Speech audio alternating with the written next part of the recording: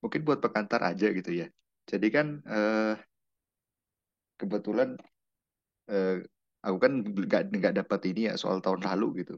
Dan ya jawabanku juga entah kemana. Tapi yang jelas gini, kita sekarang bakal eh, ngebahas soal yang sangat lama gitu ya, tahun 2019.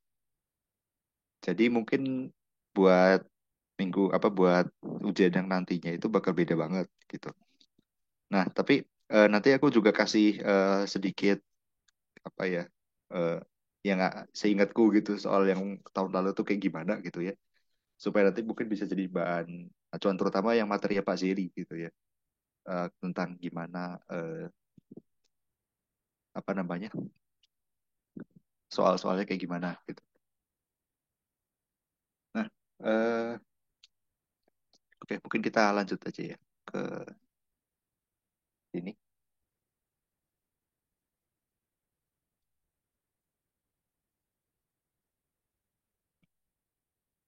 Oke, jadi di tahun 2019 itu soalnya bentar. Jadi tahun 2019 tuh karbohidrat masuknya ke ujian 2 gitu ya. Jadi kita mungkin skip aja karbohidrat ya karena kan apa udah masuk materi ujian yang lalu gitu ya. Kita fokus ke yang masuk materi ujian saat ini aja gitu. Nah, ini ya. Nah, soal-soal begini ini apa namanya?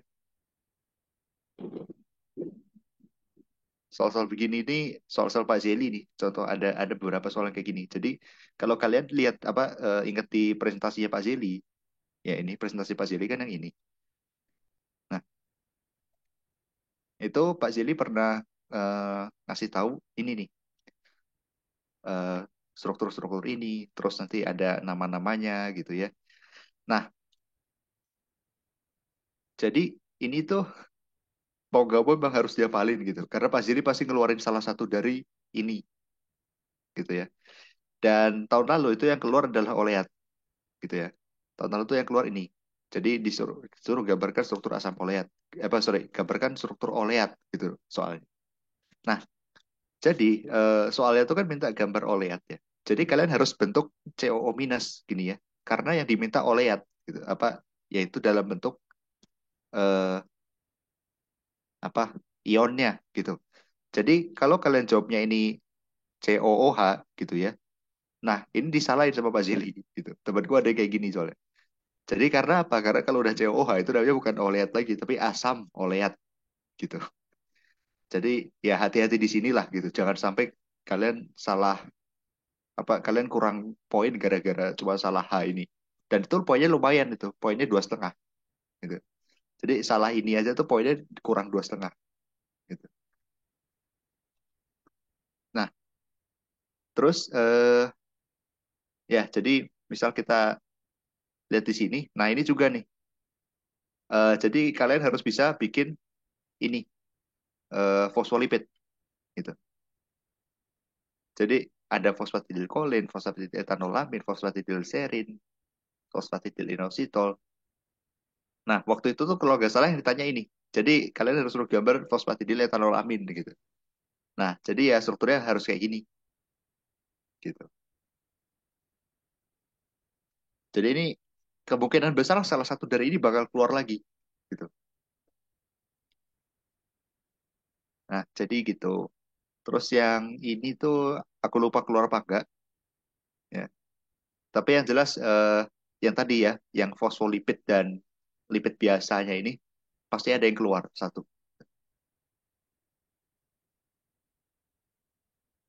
Oke, kita lanjut aja ke sini ya. Oke, nah di sini kita suruh gambar apa? Satu stearoil, dua oleoil, tiga fosfatidilkolin gitu kan. Nah, kalau dari sini kita udah tahu bahwa dia ini termasuk golongan fosfolipid gitu kan. Karena ada apa? Karena ada fosfatidilkolinnya gitu kan. Nah, sekarang masalahnya adalah eh, apa namanya? Ada kolin, terus ada stearoil dan oleoil gitu kan. Nah, jadi di sini berarti dia ini adalah suatu fosfolipid, bukan? Nah, fosfatidilkolin itu strukturnya gimana? Itu eh, ini kan ada gliserol dulu, gitu ya. Sorry, CH, gliserol. Nah, kesininya ke fosfat,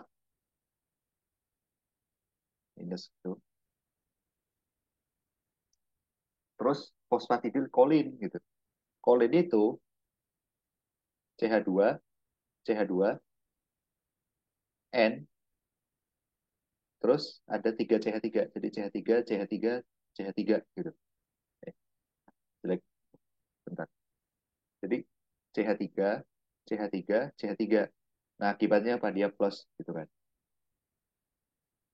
Nah, terus eh, satu stearoil, duanya oleoil gitu.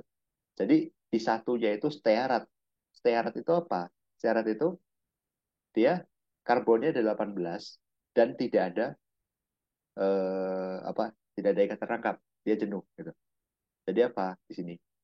Berarti ini O, terus ini COO gitu kan ester 1, 2, 3, 4, 5, 6, 7, 8, 9, 10, 11, 12, 13, 14, 15, 16, 17, 18. Nah, satu stearoil sudah selesai. Sekarang dua oleoil. Oleoil itu berarti asam pemakaian adalah asam oleat. Gitu. Asam oleat itu 18 karbon juga, tapi dia punya ikatan rangkap di posisi 9. Gitu ya. Dan ikatan rangkapnya harus cis. Jadi ini O, terus CO, itu ya. Ini satu karbon, 2, 3, 4, 5, 6, 7, 8, 9. Nah, di 9 ada ikatan rangkap cis, berarti 10, 11, 12, 13, 14, 15, 16, 17, 18. Nah, begitu.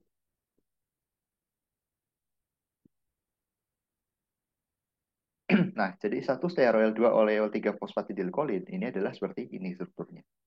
Gitu ya.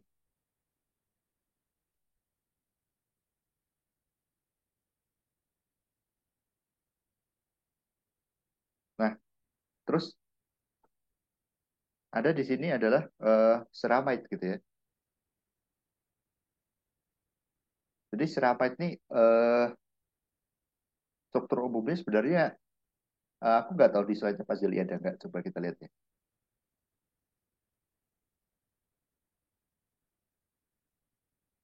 Jadi memang karena dosennya beda tuh jadi kesukaannya pas mereka ngasih apa soal tuh bakal beda-beda gitu.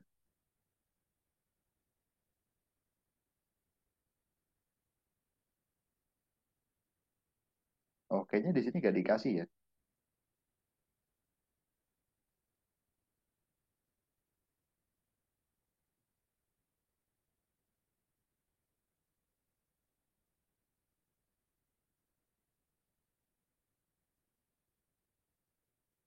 Bentar.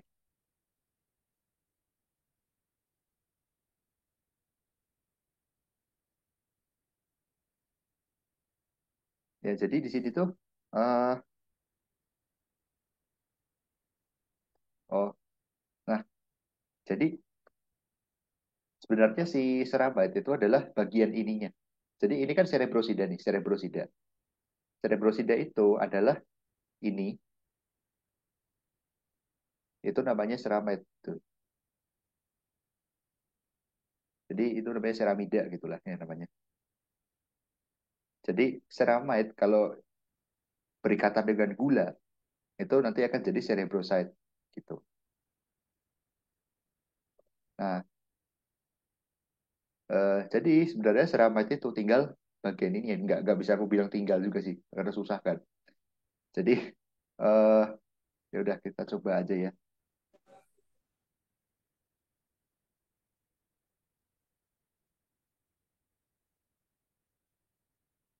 Jadi di sini tuh ada oh iya asam lemaknya asam miristat di sini kan. Jadi di sini tuh di struktur cerebroside, sorry. Di struktur cerebrosite itu ada bagian ini.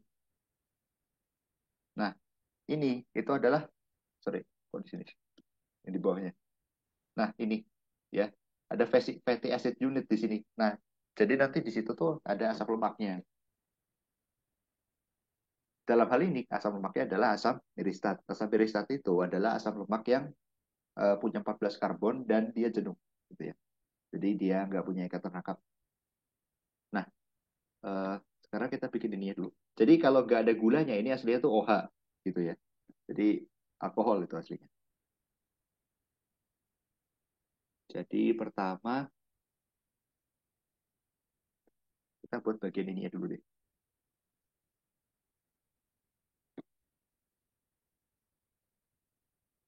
Itu ya. Berarti ini OH, terus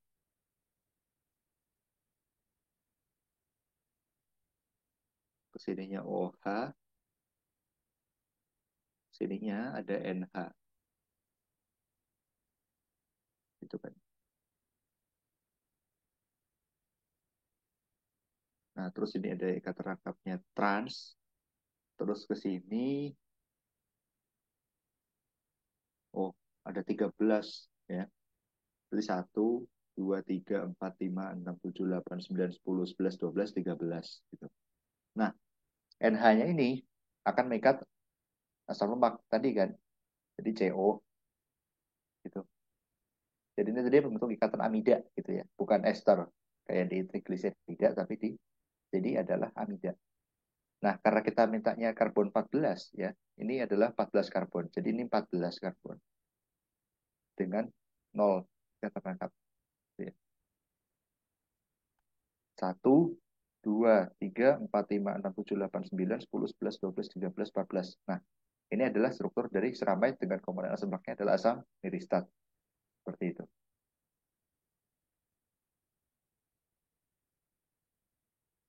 Nah, ini kolesterol stearat nih. Ini lebih parah lagi soalnya kayak harus ngapal struktur kolesterol gitu. Kayaknya Pak Zili nggak akan sampai segininya sih. Nah, jadi di sini kalau kolesterol stearat itu pada dasarnya adalah kolesterol ini gitu ya. Tapi OH-nya ini akan diberikatan dengan stearat gitu. Jadi nanti dia membentuk ester. Ya, alkohol sama asam stearat tadi akan membentuk ester stearil gitu kan. Stearat, jadi kolesterol stearat. Nah, ya jadi strukturnya nanti ada kolesterol. Kolesterol itu kan dasarnya ada cincin 6-nya dulu, cincin 6 lagi, cincin 6 di sini lagi, sama di sini cincin 5. Gitu kan. Nah, terus apa lagi nih? Di sini ada CH3, ini ada kata penangkap, terus di sini ada CH3, terus di sini ada rantai yang bercabang itu kan.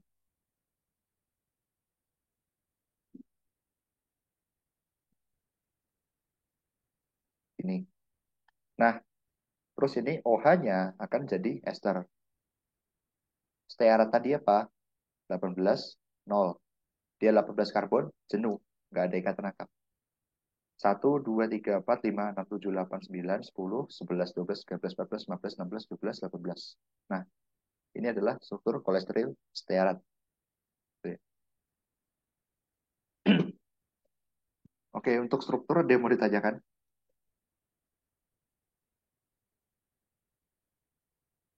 Oh ya, ini suruh menentukan kelompok ya. Ini kelompok apa?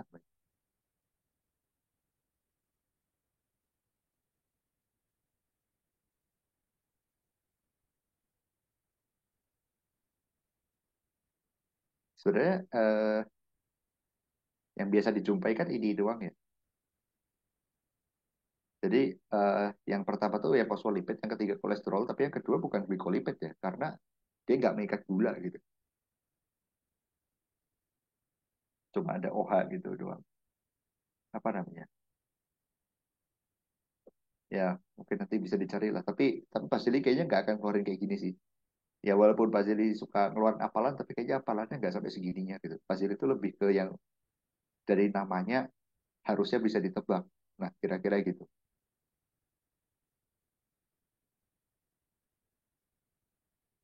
Nah, kalau kira kita lanjut ke yang B aja ya. Urutkan titik leleh dari ketiga asam lemak berikut. Beristat, stearat, dan oleat. Gitu ya. Oke, jadi beristat itu apa tadi? 14,0. Stearat itu adalah 18,0. Oleat itu adalah 18,1. Gitu. Jadi, oh ya, kalau kalian, ya ini notasi lipid ya. Jadi 18,0 itu maksudnya 18 karbon dan nggak punya ikatan rangkap karbon-karbon gitu. Nah, eh, di sini itu kita harus meninjau dari strukturnya gitu kan. Ya udah ada petunjuknya sebenarnya di situ ya. Jadi misalnya gini, beris dan stearat itu dua-duanya asam lemak yang sifatnya adalah linier gitu. Sementara itu eh, asam oleat itu adalah asam amino yang sifatnya asam lemak yang sifatnya adalah apa namanya, nggak linier gitu karena ada ikatan rangkap cisnya gitu ya. Jadi nanti asam miristat itu kan gini, 1, 2, 3, 4, 5, 6, 7, 8, 9, 10, 11, 12, 13, 14. Nah, asam stearat itu 18. 1, 2, 3, 4, 5, 6, 7, 8, 9, 10, 11, 12, 13, 14, 15, 16, 17, 18. Nah, jadi antara asam miristat, stearat, dan oleat itu punya yang punya titik leleh paling rendah ya, itu pasti asam oleat. Kenapa? Karena titik leleh itu kan eh, titik leleh itu menggambarkan kekuatan interaksi antara molekul gitu. Maksudnya gimana? Jadi semakin kuat interaksi antar molekul dari suatu zat gitu ya, maka nanti titik lelehnya juga akan semakin tinggi gitu. Jadi di sini asam miristat dan asam stearat karena strukturnya yang linier itu nanti dia akan memiliki eh, jadi karena di strukturnya linear tuh dia bisa apa ya istilahnya, bisa melakukan packing gitu yang lebih efisien gitu. Jadi nanti dia bisa saling bertumpuk gitulah istilahnya mungkin. Jadi nanti ini asal yang linear itu gitu ya. Nah, terus ini nanti di sini bisa saling bertumpuk gampang gitu. Nah, akibat adanya saling tumpuk ini itu nanti eh, karena luas permukaannya gede yang bersentuhan gitulah ya. Nah, itu nanti gaya dispersi Londonnya itu akan besar gitu. Jadi eh, gaya dispersi London kan memang gaya yang relatif lemah ya dibandingkan ikatan apa dibandingkan interaksi-interaksi yang lain. Tapi karena jumlahnya banyak, maka nanti dia akan kuat gitu.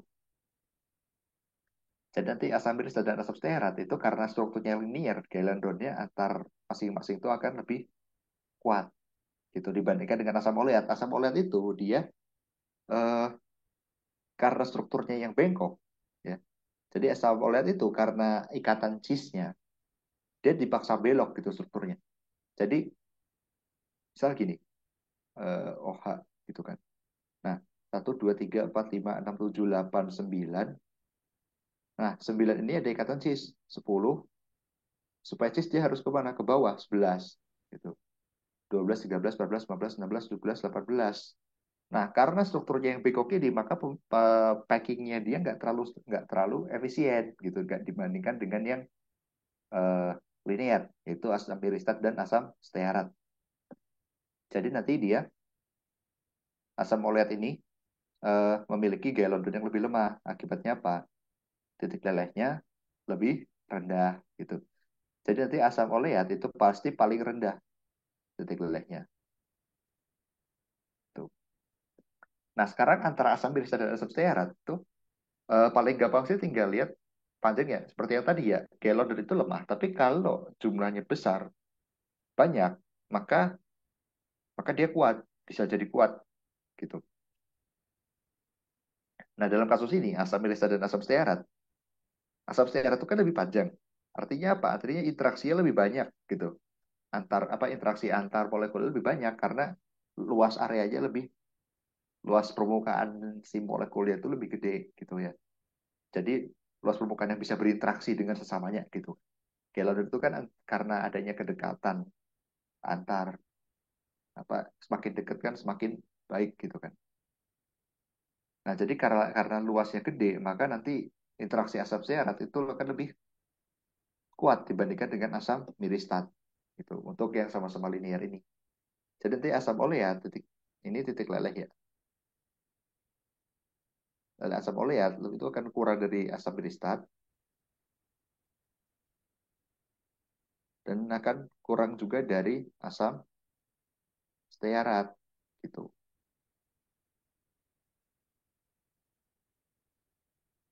Oke, eh oke ada yang nanya ini soal struktur tadi ya. Apakah struktur kolin harus dihafal?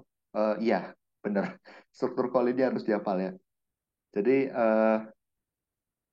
ya memang ini terutama Pak Zeli ya, ini harus dihafal gitu. Sebenarnya kan fosfatidilnya sama gitu ya. Yang beda tuh cuma apa yang terikat ke fosfatnya gitu. Nah, yang terikat ke fosfatnya apa itu tinggal lihat di bawah sini gitu. Oh ya, Pak Zeli nggak akan nanya yang di luar ini kok. Jadi kalau nggak fosfatidilserin, fosfatidil fosfatidilkolin, fosfatidilgliserol juga bisa ya. Fosfatidilgliserol itu juga bisa gitu. Nah, ini kayak di fosfatidilgliserol ini atau fosfatidil inositol gitu.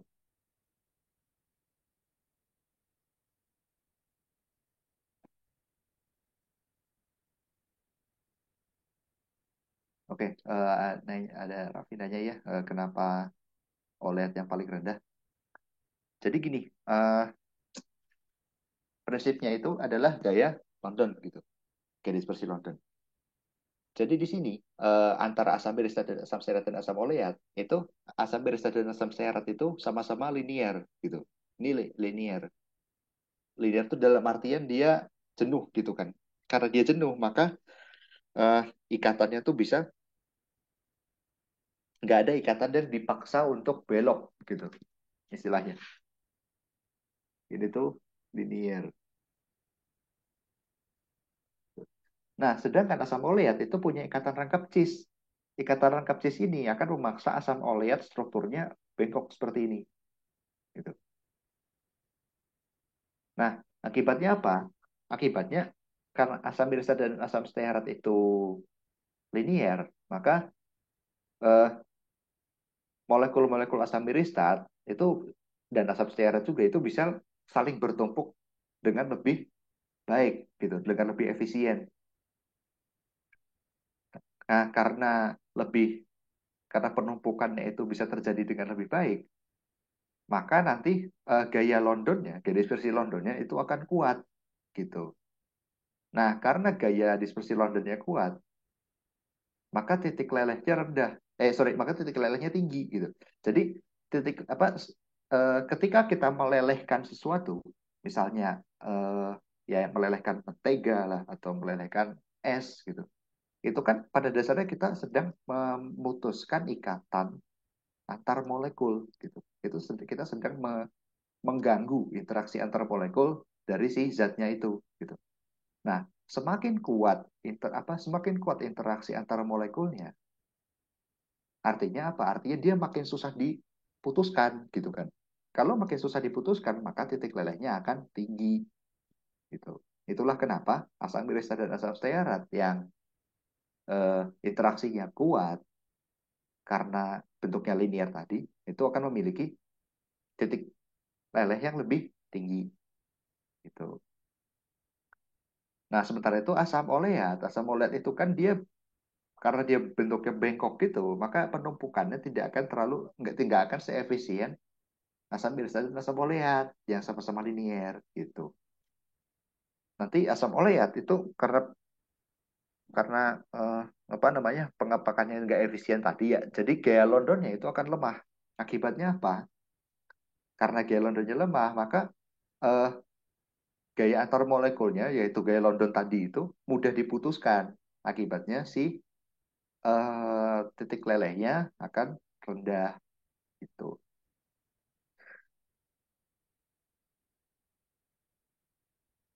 Oke, udah paham?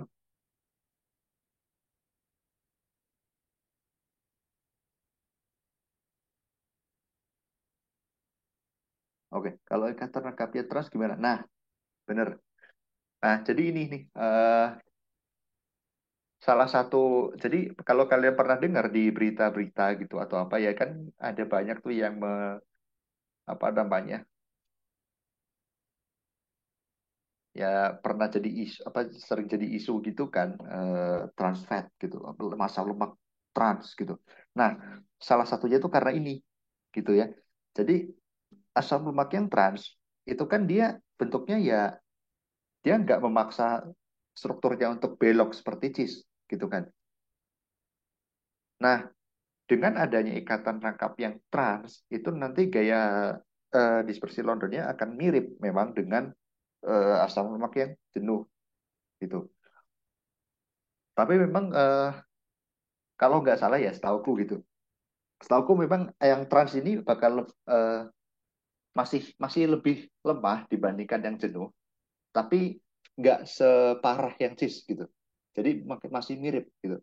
Nah, masalahnya sekarang kalau kita bandingkannya dengan asam oleat yang lebih apa namanya eh, lebih panjang gitu ya. Nah, itu jadi susah nih kita apa namanya membandingkannya gitu ya. Gitu. Nah, jadi memang kalau untuk urutannya itu bakal susah.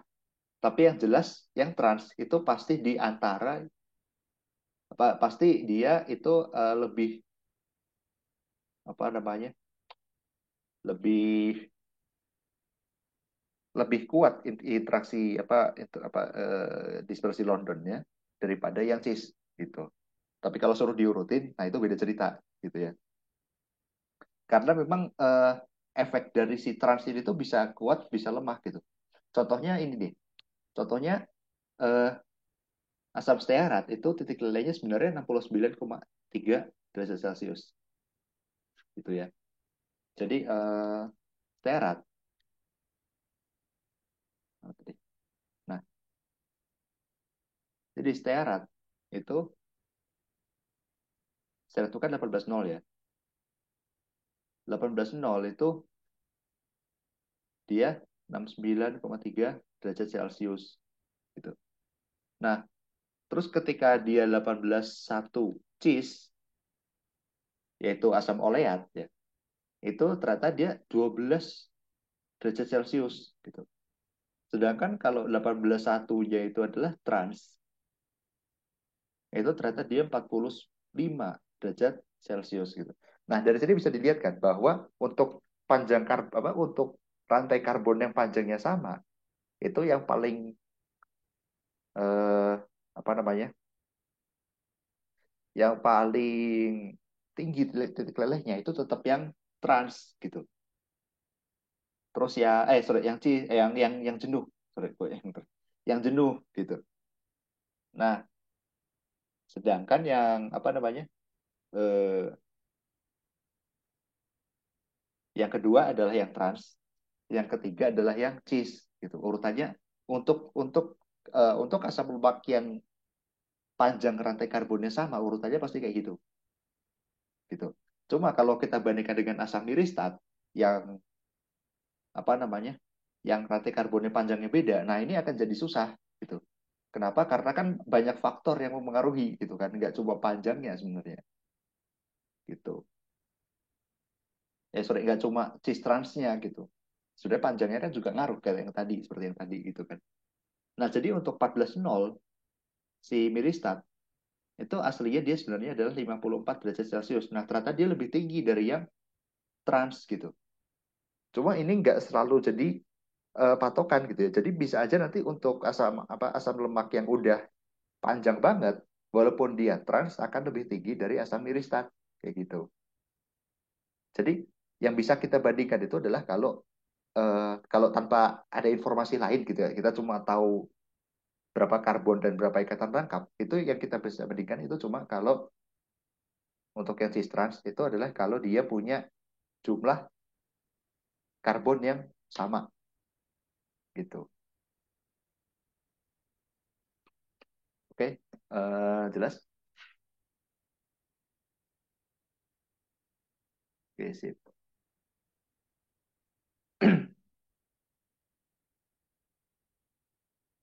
Oke, nah sekarang yang C ya. Jika senyawa pada 5A romawi satu ini, yaitu apa namanya? Satu steroidioleal 3 fosfatidilkolin ya. Ditambahkan enzim fosfolipase D, produk apa yang dihasilkan? Nah, jadi fosfolipase itu adalah enzim yang ya putus fosfolipid gitu kan. Nah, fosfolipase itu ada banyak jenisnya gitu kan. Tergantung dari ikatan mana yang dia putus gitu. Sehingga itu ada di sini. Nah, nih. Jadi karena fosfolipase yang dipakai itulah fosfolipase D, maka yang dia putus adalah ikatan antara fosfat dengan eh, ya R-nya ini gitu kan. Kalau fosfatidilkolin berarti antara fosfat dengan kolin gitu kan. Jadi nanti produknya apa? Ya tadi kan gini ya. Ini apa sih? Satunya stearoil, duanya oleoil gitu ya. Nah, berarti kan yang diputus di bagian mana? Di bagian eh, yang diputus adalah yang di bagian sini nih. Nih, di bagian sini gitu. Nah, karena yang diputus di bagian situ, nanti hasilnya adalah kolinnya lepas, kemudian ada sisa eh, fosfat dengan digliseridanya gitu kan. Nah, ini nanti jadi gimana? Berarti sama CH2 lagi. Kok jadi merah.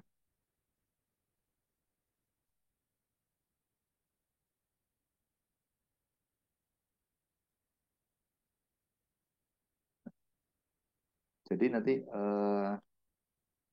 CH2, CH, CH2, OPO, O. Nah, ini karena diputus jadi O minus, gitu ya. Sama kolin. Kolin itu gimana? Gini. N, CH3, CH3, CH3. Gitu kan. Terus plus. Nah, terus ininya tadi adalah stearoil gitu ya. 2, 3, 4, 5, 6, 7, 8, 9, 10, 11, 12, 13, 14, 15, 16, 17, 18. Terus yang ini adalah oleoil. Berarti 1, 2, 3. Sorry. Ada O-nya dulu di sini ya. Ada O-nya dulu. Nah,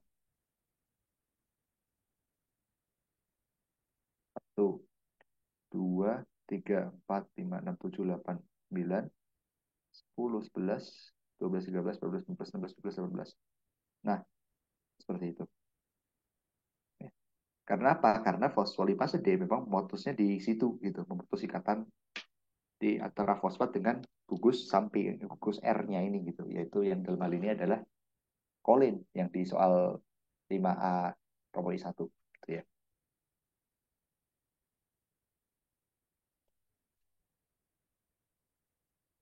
Oke, untuk yang struktur lipid tadi ada yang mau ditanyakan secara keseluruhan sebelum kita masuk ke soal yang 6.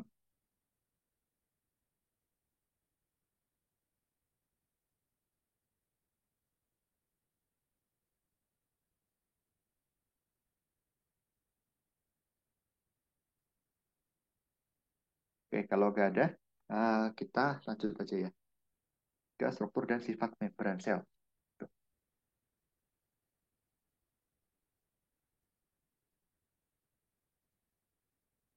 Oke, yang A ya. Seandainya perbedaan konsentrasi masing-masing glukosa dan natrium antara bagian dalam dan luar sel sama-sama 10 pangkat 4 kali lipat.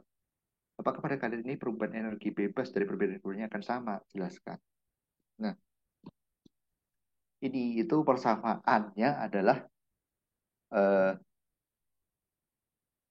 itu persamaannya itu adalah delta G, perubahan energi bebas perpindahan keduanya gitu ya. Perubahan energi bebas perpindahan itu adalah sama dengan RT ln Q ya. Terus di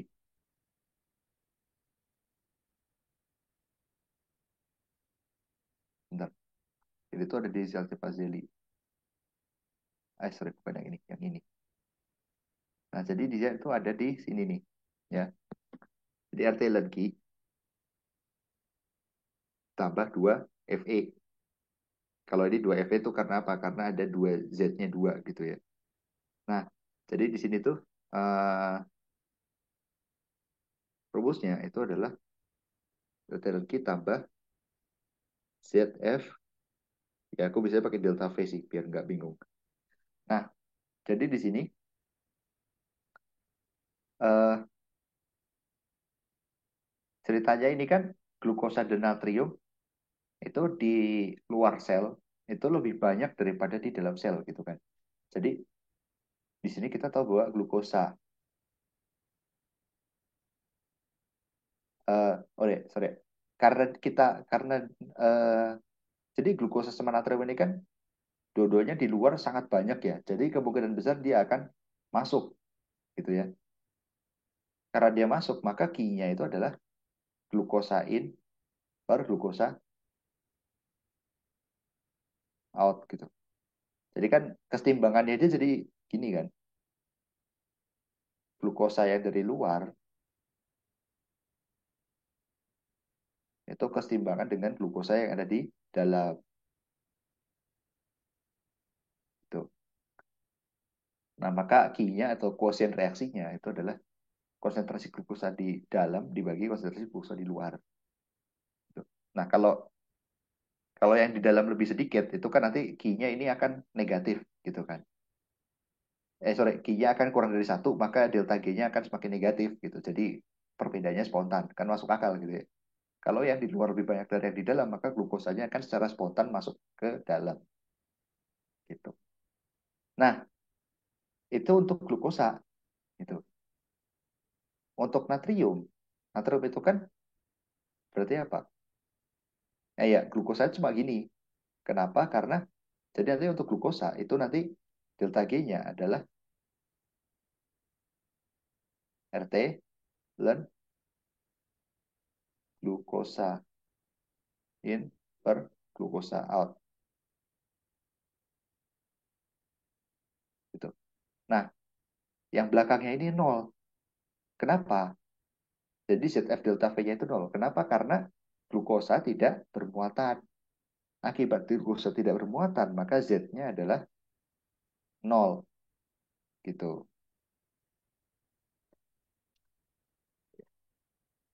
Ya, jadi untuk glukosa cukup seperti ini karena Z-nya nol. Nah, untuk eh, natrium itu kan berarti Na plus out keseimbangan dengan Na plus in gitu kan. Nah, untuk ini delta G-nya itu adalah ln Q sama tambah sama tapi ditambah Z delta V gitu kan. Nah, sorry. Ini delta G-nya Na plus.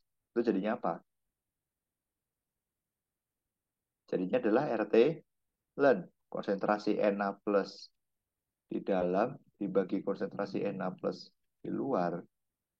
Nah, karena Na plus ini bermuatan, maka ada bagian belakangnya gitu. Z-nya itu satu karena Na plus itu satu plus satu dikali F dikali delta V gitu. Nah, glukosa in per glukosa out ini kan sudah tahu RT ln 10 pangkat min 4 gitu. Jadi kenapa? Glukosa in per glukosa out itu kan berarti sama dengan 1/10 pangkat 4 gitu kan. Ya, ini agak agak rancu sih sebenarnya bagian dalam dan luar sama-sama 10 kali lipat tuh yang lebih tinggi yang mananya gitu kan. Dalamnya apa yang luar ya. Tapi memang pada konteksnya karena ini glukosa apa transporter glukosa, apa sih importer glukosa ini konteksnya itu glukosa memang di luar lebih banyak gitu ya. Nah, ya udahlah gitu. Nah, untuk yang natrium itu nanti jadi RT ln 10 pangkat min 4 ditambah F delta V. Nah, ini yang membuat perbedaan antara si natrium dan glukosa gitu ya. Jadi yang ditanyakan apakah pada keadaan ini perubahan energi bebas dari perpindahan keduanya akan sama. Nah, dari sini kita lihat bahwa berbeda gitu. Karena untuk natrium dia ada faktor gradien gradien potensial juga gitu. Jadi ketika suatu zat melalui membran itu dia harus eh, apa namanya ada dua gradien yang perlu dia lewati gitu kan. Yang pertama ada gradien konsentrasi, yang kedua ada gradien potensial gitu. Untuk gradien potensial itu hanya mengaruhi zat-zat yang bersifat ya yang zat-zat yang bermuatan gitu. Contohnya apa ya Na plus ini gitu. Kalau untuk glukosa yang tidak bermuatan maka dia tidak akan terpengaruh oleh gradien muatan, gradien potensial gitu. Oke ya kak, Eh, sudah paham?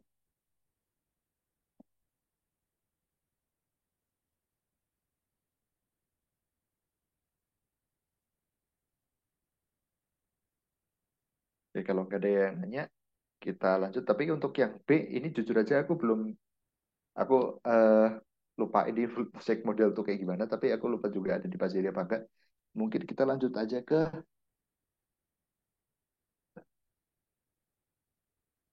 oke, ada yang mau minta dijelasin lagi soal gradient tadi ya. Mungkin kita ke slide Pasiri aja deh, biar lebih jelas gitu. Soalnya kalau aku gambar di sini agak susah ya. Nah, jadi di sini tuh hubungannya sama eh apa sih?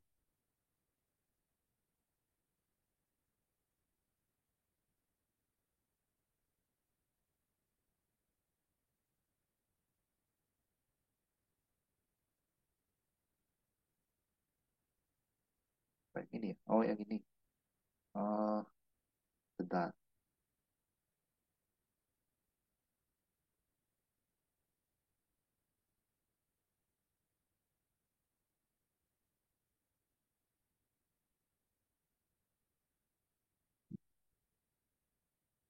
Ya, jadi gini deh. Pada dasarnya transport itu kan ada macam-macam ya.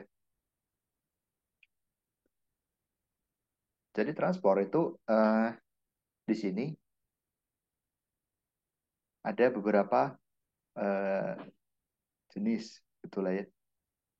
Transport itu bisa pasif bisa aktif gitu kan. Yang kayak gini nih.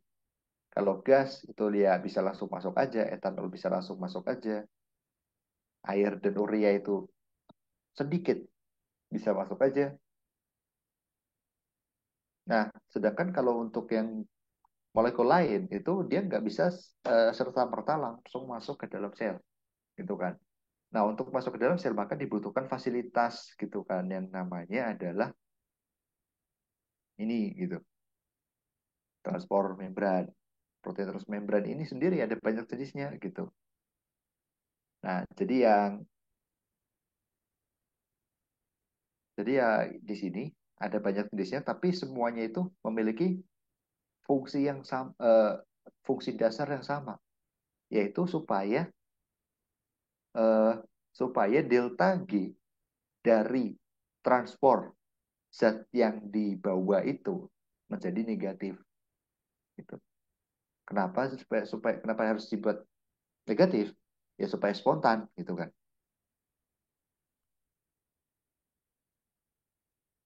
Nah, cara membuat spontannya gimana?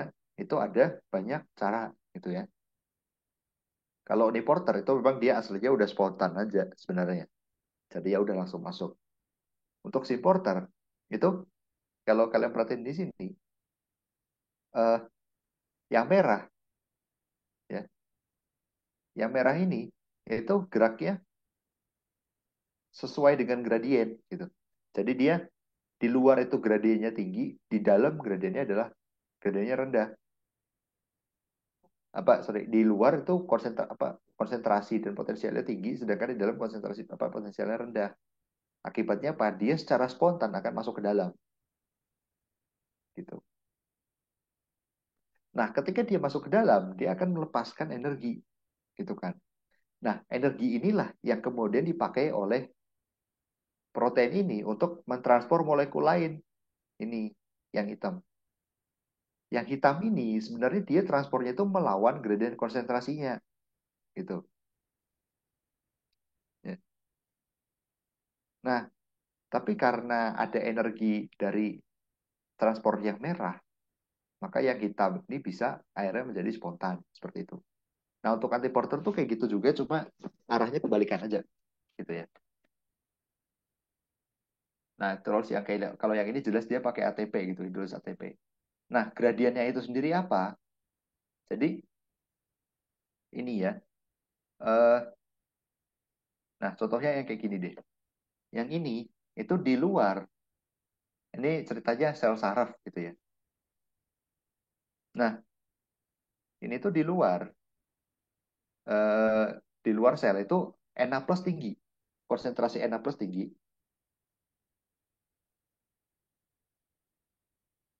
K plus rendah gitu. Nah, sedangkan di dalam sel tuh Na plusnya rendah, K plusnya tinggi gitu. Nah, jadi berdasarkan konsentrasi, Na plus akan secara spontan, harusnya Na plus ini akan secara spontan masuk ke dalam sel gitu. Karena apa? Karena di luar konsentrasinya tinggi, dalam konsentrasi rendah.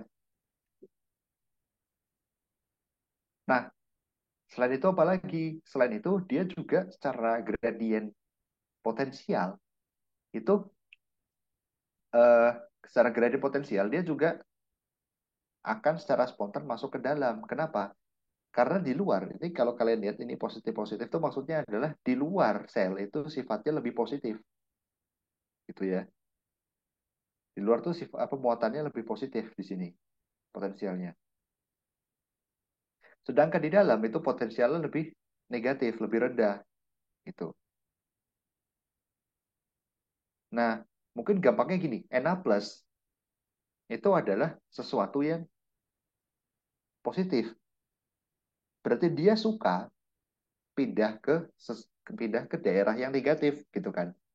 Karena dia positif, dia akan tertarik ke kutub negatif gitu lah, gampangnya gitu mungkin.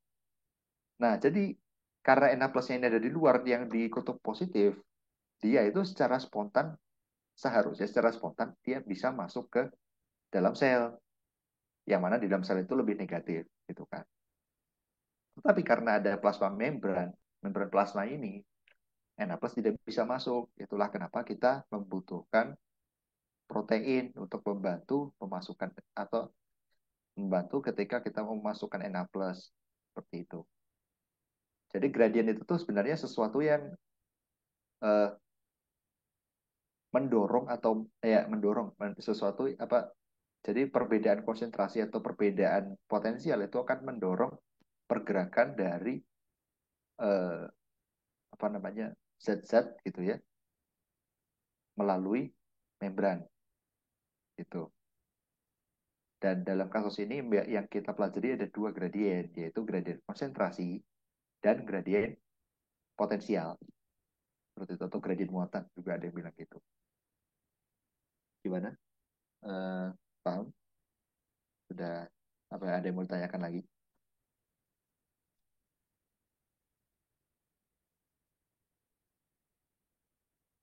Oke.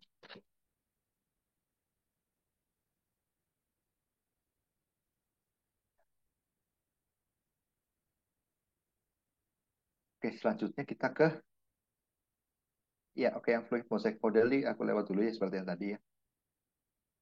Nah, mungkin ini dulu deh. Apa ciri protein integral dibandingkan pada protein periferal pada molekul? Gitu ya. Oke, jadi protein integral itu adalah protein yang, jadi kalau ini membran, gitu ya. Protein integral itu adalah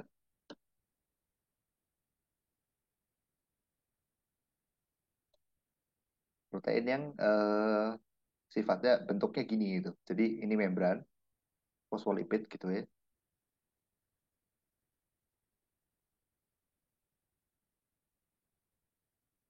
Ini namanya protein integral gitu.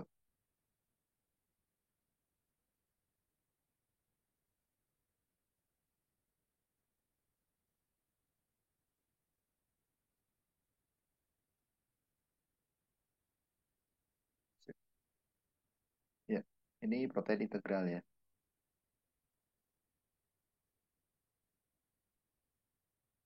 Nah, protein periferal itu protein yang eh, dia cuma ada di satu sisi gitu ya. Jadi misalnya ini membrannya, protein periferal tuh yang ya cuma gini gitu. Nah,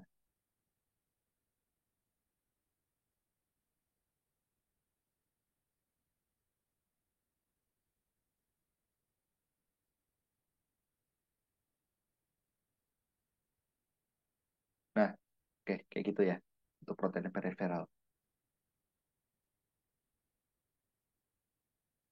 Nah, yang disuruh diulas adalah sisi residu dan G antar molekul ya. Nah, jadi protein itu kan tersusun dari 20 asam amino gitu kan. Nah, 20 asam amino ini punya sifat yang bermacam-macam. Ada yang hidrofobik, ada yang hidrofilik. Yang hidrofilik itu ada yang bermuatan, ada yang enggak. Yang bermuatan itu ada yang positif, ada yang negatif. Yang hidrofobik itu sendiri ada macam-macam. Ada yang alifatik doang, ada yang aromatik gitu kan. Nah, jadi di sini kita lihat bahwa kalau untuk protein integral itu dia ada bagian yang menyentuh dalam tanda kutip menyentuh gitu.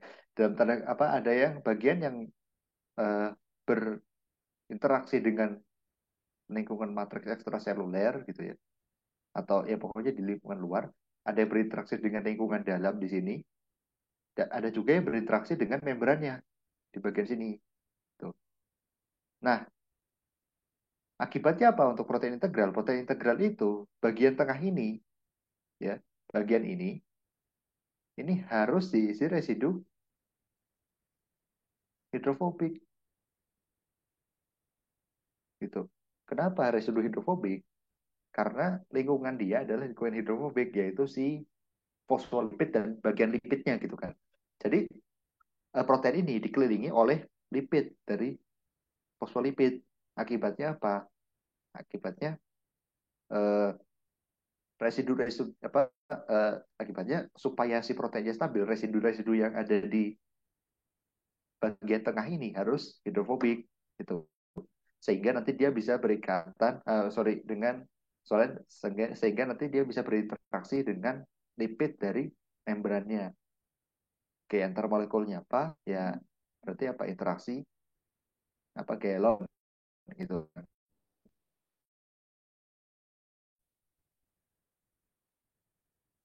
Seperti itu. Nah, sedangkan residu hidrofilik itu. Nah, residu hidrofilik ini kenapa? Karena dia berinteraksinya dengan gugus fosfat dan juga cairan di luarnya gitu kan.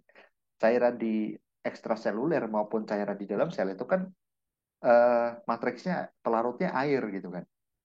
Nah, jadi eh, untuk residu-residu yang ada di bagian atas dan bawah ini, bagian luar dan dalam, itu nanti mereka akan memiliki residu-residu yang hidrofilik gitu. Ya tadi supaya stabil juga, supaya nanti mereka bisa berinteraksi dengan lingkungannya yaitu air gitu. Nah, gaya-gayanya apa berarti apa? Gaya ikatan hidrogen, dipol-dipol gitu ya. Gaya-gaya yang biasanya kita asosiasikan dengan molekul-molekul polar gitu. Nah, untuk protein periferal itu ya nanti karena bentuknya seperti ini, nanti pembagian daerahnya beda, gitu ya. Jadi ada hidrofobik di sini dan ada hidrofilik di sini, gitu. Untuk protein periferal, periferal seperti itu, tuh ya. Oke, yang C ada yang mau ditanyakan?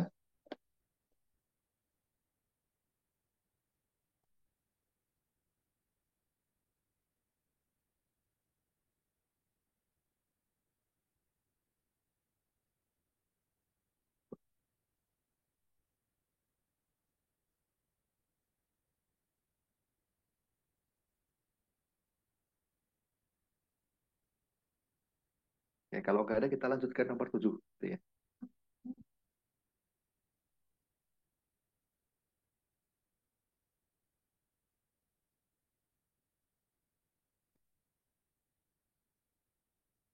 Oke, nomor 7 ini transport melalui membran sel, gitu ya. Jadi ada molekul-molekul ini. Nah, terus diurutkan dari yang tinggi terendah ke tertinggi terhadap kemampuannya untuk berdifusi melalui lapis rangkap lipid membran. Oke, gitu ya. Jadi eh, prinsipnya itu adalah si membran itu seperti yang tadi ya, yang kita lihat di sini di bagian. Nah, ini ya. Jadi kalau untuk yang molekul-molekul apa kalau untuk ion karena dia ion itu kan eh, bermuatan ya. Nah, dia tuh sangat tidak suka melewati membran yang hidrofobik gitu ya. Jadi karena apa? Karena di dalam lingkungan hidrofobik si ion ini tuh nggak ada yang menstabilkan gitu. Kalau di air kan ion-ion ini bisa distabilkan oleh air gitu ya. Nah, sedangkan kalau di hidrofobik, di lingkungan hidrofobik ini ion-ion ini nggak ada yang bisa menstabilkan. Akibatnya apa? Akibatnya ion-ion ini nggak suka banget ada di dalam lingkungan hidrofobik. Akibatnya apa? Ion-ion itu sangat susah untuk eh, menembus membran sel gitu.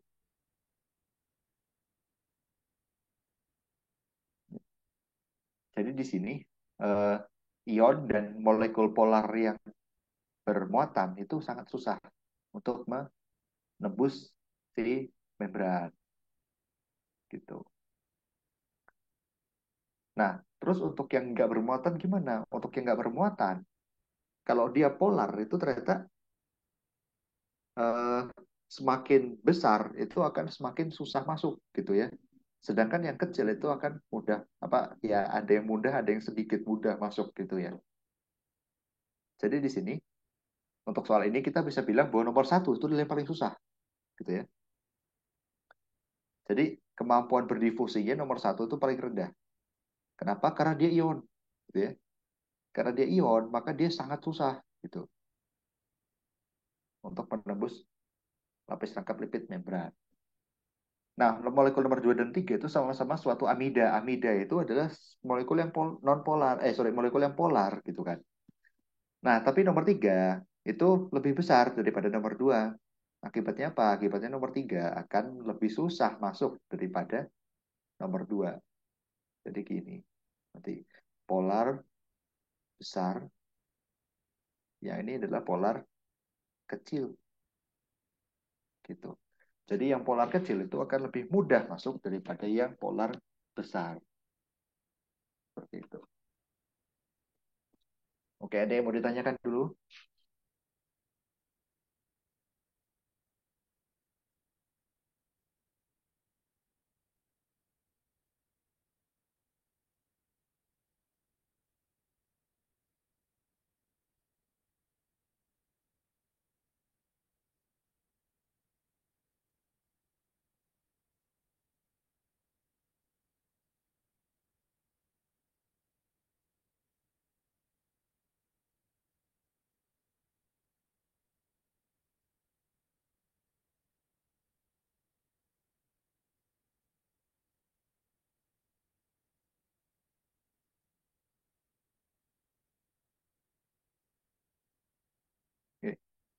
Untuk yang B,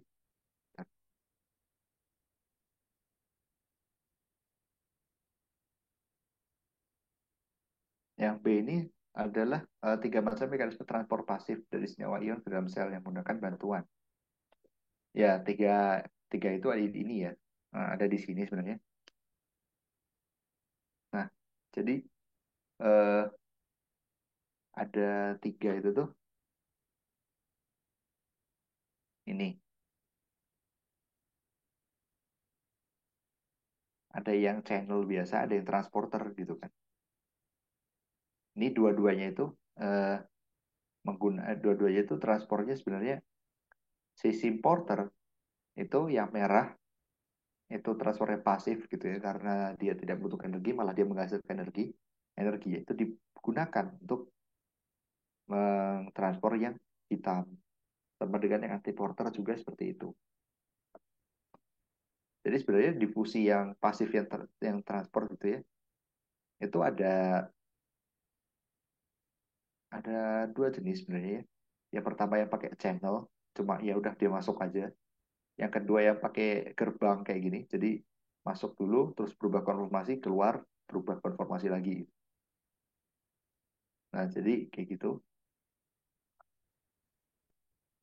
Ya, jadi untuk mekanisme secara proteinnya seperti apa, ya begini gitu. Ada dua ini difusi terfasilitasi.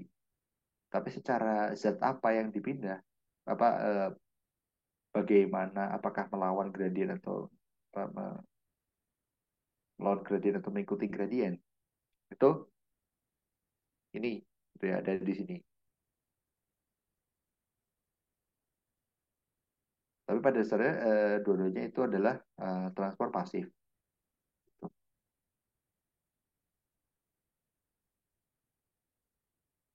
Nah, kalau yang ini yang udah sampai flux itu, oke.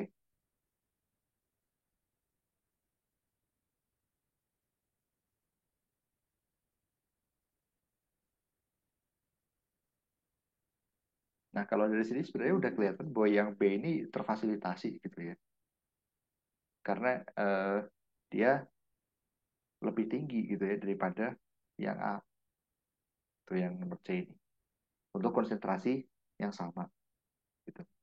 Jadi kemungkinan yang transport dengan bantuan itu adalah yang B gitu. Karena dia lebih tinggi daripada yang A gitu kan. Karena biasanya transport dengan bantuan itu kan dengan protein ya. Protein itu biasanya sangat spesifik. Gitu. Protein itu biasanya spesifik dan selektif terhadap zat apa yang bisa dia masukkan gitu ya.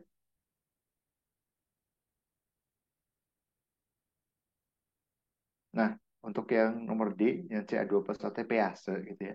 Ini kayaknya ada di slide Pak Zili juga. Bentar ya. Aku ingat pernah dijelasin soalnya. Nah, ini CATPase itu prinsipnya kayak gini ya. Jadi pertama, eh, jadi ini ceritanya tuh gunanya adalah untuk memindahkan CA2+ dari sitosol ke retikulum sarkoplasma. Apa lumen retikulum sarkoplasma. Retikulum sarkoplasma itu adalah suatu organel gitu ya sebenarnya yang ada di sel otot gitu. Nanti dia akan membantu kita eh, ketika otot mendapat sinyal dari saraf gitu ya supaya nanti dia berkontraksi gitu. Nah, gimana cara kita jadi kalau kalau ototnya sudah berkontraksi itu nanti CA2+ akan masuk ke sitosol. Nah, gimana caranya supaya dia bisa masuk kembali ke retikulum sarkoplasma? Itu adalah dengan CA2+ ATPase gitu ya. Nah, kembalinya CA2+ ke retikulum sarkoplasma itu akan membuat otot rileks gitu ya. Nah, gimana caranya? Pertama itu CA2+ masuk ke dalam situs aktifnya nih. Jadi situs pengikatannya itu ada di sini, ada dua. Nah, setelah berikatan CA2+-nya, ATP berikatan juga. Nah, ATP berikatan, kemudian dia dihidrolisis menjadi ADP dan fosfat. Gitu. Nah, fosfatnya itu tetap terikat, ADP-nya lepas. Gitu. Nah, ketika ADP lepas, itu nanti konformasinya berubah. Jadi yang tadinya terbuka ke dalam sekarang sorry, yang terbuka ke sitosol sekarang terbukanya ke lumen retikulum sarkoplasma. Nah, karena dia bisa udah kebuka keluar, maka kalsiumnya bisa lepas, gitu kan. Nah, pelepasan kalsium ini akan memicu lepasnya fosfat juga, gitu. Fosfatnya lepas, kemudian nanti konformasinya berubah lagi ke semula. Gitu ya, kalau untuk CA2 plus ATPase itu mekanismenya seperti ini, gitu.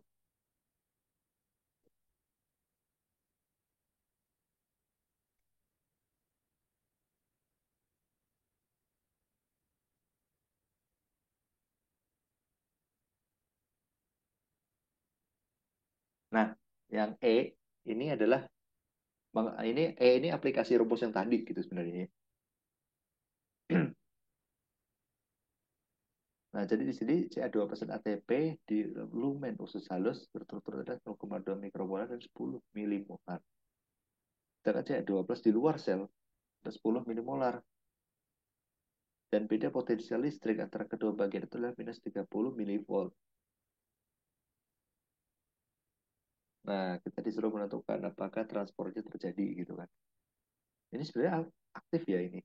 Eh, aktif itu ada hitungannya nggak sih di sini?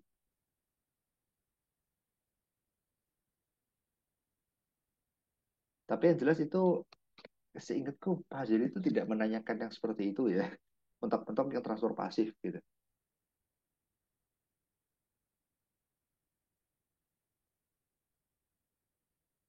Nah, untuk materi yang Pak Zeli mungkin aku bisa bahasnya sampai segitu aja. Ada yang mau ditanyakan?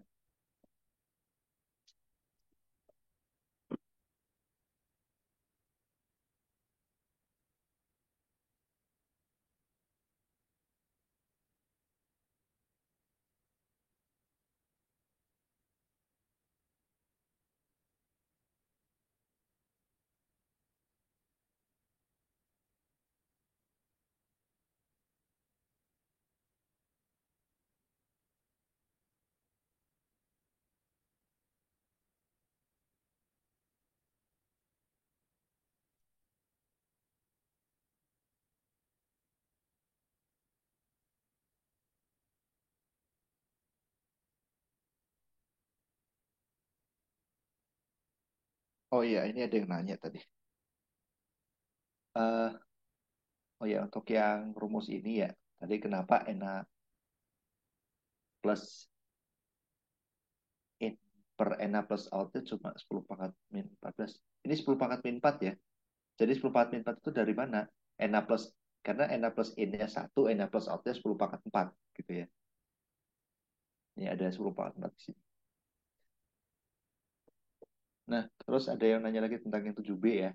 Nah, 7B itu adalah, nah jadi sebenarnya aku bingung ya sebenarnya ini nanyanya tuh lebih ke secara umum atau gimana gitu. Tapi kayaknya dia suruh kita nyari contoh deh. Nah, jadi kalau yang B disuruh minta contoh, itu nanti dia adalah ini, contoh-contoh yang ada di sini juga cukup kayaknya. Untuk yang pasif, itu contohnya adalah ini coupless channel. Coupless channel ini adalah suatu yang pasif, gitu ya.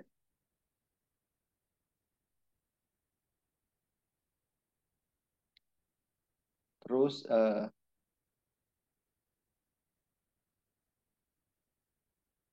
glut satu ini juga ini apa? Glut satu ini juga termasuk yang apa namanya? Eh, glut satu ini juga termasuk yang pasif, gitu ya. Jadi prinsipnya dia adalah perubahan konformasi sama kayak yang CAK apa CA2 plus tadi. Cuma yang CA2 plus tadi butuh HTP, kalau yang ini enggak. Jadi cuma eh, kalau dia udah masuk, maka dia akan berubah konformasi, dilepaskan, terus karena dilepaskan maka dia menutup dan membuka lagi ke luar gitu.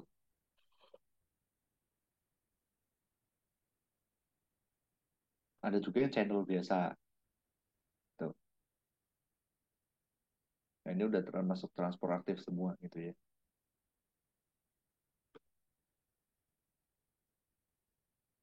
Oke, ini ada yang nanya tentang flux ya. Flux itu sebenarnya cuma eh, ya itu tadi mikromolar per sekon tuh dari satuannya itu udah kelihatan sebenarnya maksudnya apa. Jadi flux itu ya sebenarnya adalah apa ya laju perubahan konsentrasi gitulah, macam laju perubahan konsentrasi akibat adanya eh, molekul yang berpindah itu tadi. Tuh. Jadi makin tinggi fluxnya berarti apa? Makin cepat sih zatnya bergerak gitu. Antara bukan makin cepat sebenarnya, lebih ke zat yang bergerak makin banyak gitu. Zat yang berpindah makin banyak. Jadi semakin tinggi fluxnya itu semakin banyak zat yang berpindah dari suatu tempat ke tempat lainnya. Dalam hal ini melintasi membran sel gitu.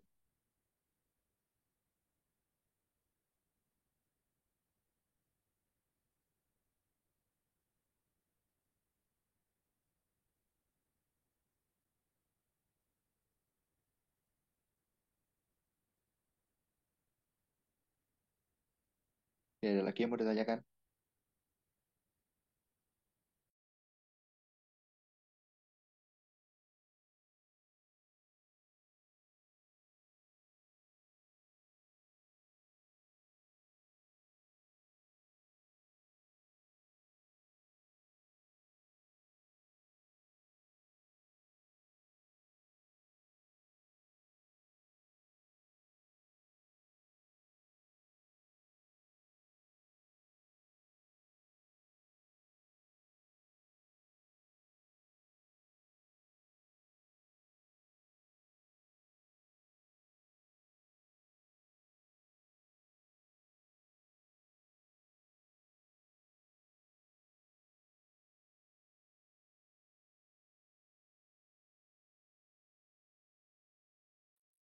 Oke, untuk yang materi buis itu eh, aku mau ngecek aja gitu ya. Sama buis kalian diajarin apa aja. Eh, jadi ada yang bisa bantu mungkin jawab sama buis belajar apa aja gitu.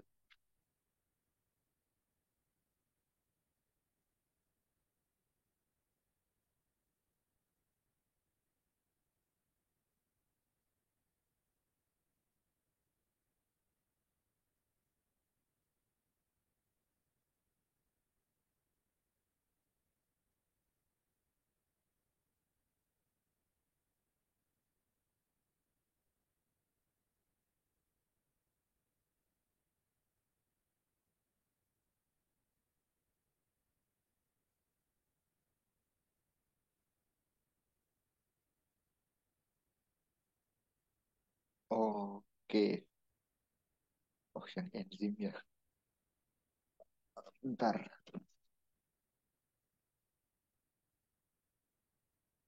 Ada kayak PPT.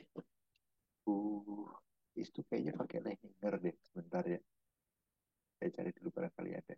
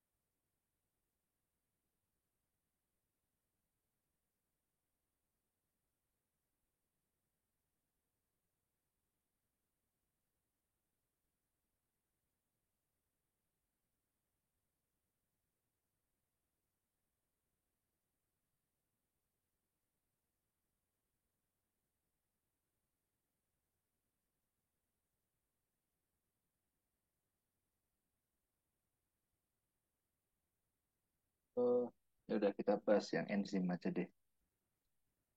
Hmm, enzim itu pada dasarnya kan eh, suatu ya mungkin enzim kalian punya banyak pengalaman di lab ya karena kan udah banyak banget tuh praktikum yang berhubungan sama enzim.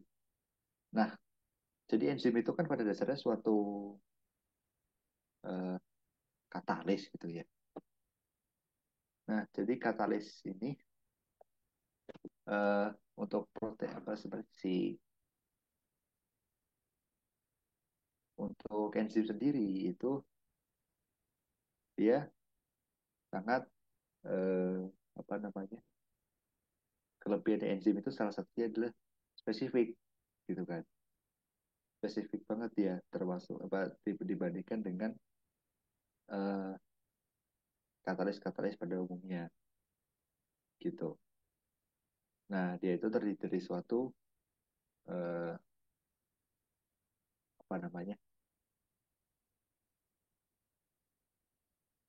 dari protein ya biasanya. Nah, eh, kemudian dia itu nanti bakal, oke aku mungkin jelasin dari ini aja deh ya, dari slide yang ada di sini aja.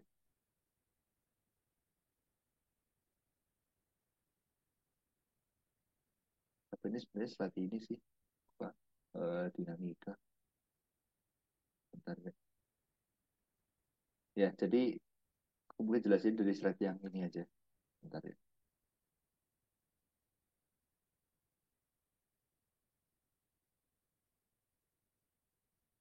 Ya ini laju reaksi itu ya. Laju reaksi itu adalah perubahan konsentrasi per waktu berlangsungnya perubahan gitu kan. Nah, kemudian bentar, eh, oh, oh aku punya ini nih. Udah ini aja. Ini yang saja Bu Is ya. Nah, jadi di sini eh, enzim itu mekanismenya pada dasarnya kayak gini gitu ya, secara kasarnya gitu. Substrat mendatangi enzim terus dikonversi gitu ya. Nah, kadang-kadang itu ada enzim yang butuh zat kimia tertentu untuk bisa bekerja dengan baik. Itu kita sebut sebagai kofaktor. Kofaktor itu sendiri ada dua, yang berupa molekul organik itu kita sebut sebagai koenzim, sedangkan yang berupa ion biasanya kita sebut sebagai ya udah ion aja gitu kan. Nah, terus kemudian dua ini kita bagi lagi, apakah mereka terikat dengan kuat atau terikat lemah gitu. Seperti ini klasifikasinya.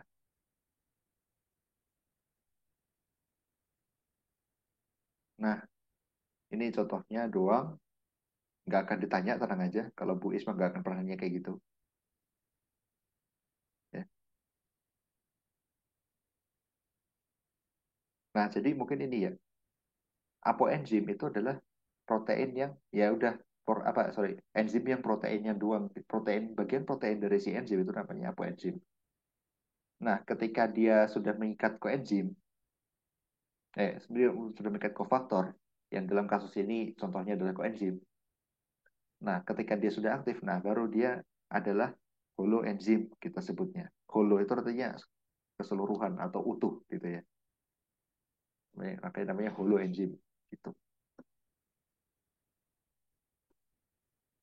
Nah, eh, kelas ini kayaknya aku lupa perlu dihafal apa agak. Coba untuk berjaga-jaga mending ngapalin aja gitu. Ya, jadi sini mungkin kelasnya cuma 6 ya. Tapi sebenarnya eh, ini apa, sudah ada klasifikasi kelas yang baru gitu di tahun 2019 apa berapa gitu. Ini udah ditambahin lagi kelas 7. Itu ada kelas yang namanya transferase.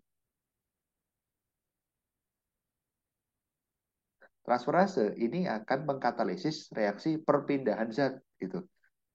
Jadi dari satu sisi ke sisi lain gitu. Makanya namanya, sorry kok transferase sih? Translokase, sorry sorry. Eh bukan transferase, transferase mah di atas itu udah ada. Ini namanya translokase yang baru. Makanya dia katalisisnya reaksi apa, translokasi gitu kan. Gitu. Nah, jadi mungkin apalagi itu aja. Jadi oksidoreduktase itu nomor satu, transferase itu apa dua, idola satu tiga, lia satu empat gitu. Jadi nomornya ini yang di apalin gitu.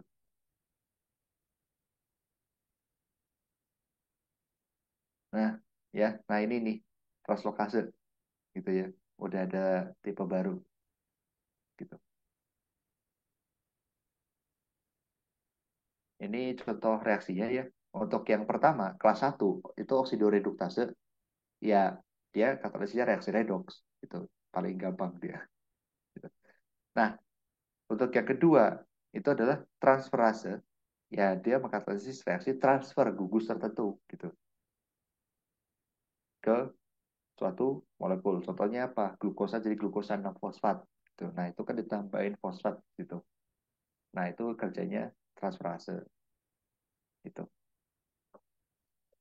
Nah, yang ketiga itu adalah hidrolase. Hidrolase itu adalah pemutusan ikatan dengan bantuan air gitu ya. Dalam kasus ini AB tambah H2O jadi AH tambah BOH gitu. Nah, itu nanti jadi kelas hidrolase.